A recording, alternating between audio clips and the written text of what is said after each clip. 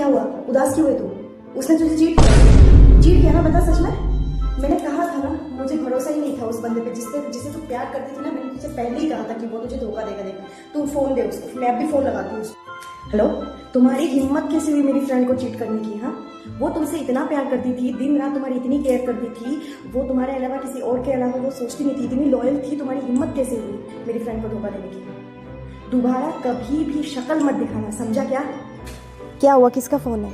Call कर रहा है यार, मुझे बात नहीं करनी है उससे। तू दे मुझे फोन, मैं अभी उसको सबक सिखाती नहीं, तू रहने दे, तू मत बात कर। तो फिर तू कुछ उल्टा हूँ। क्यों? कॉल देख के पिघल गई ना? प्यार करती है ना? प्यार नहीं करते हो यार, उससे कुछ बोलने की जरूरत नहीं है। क्या दे?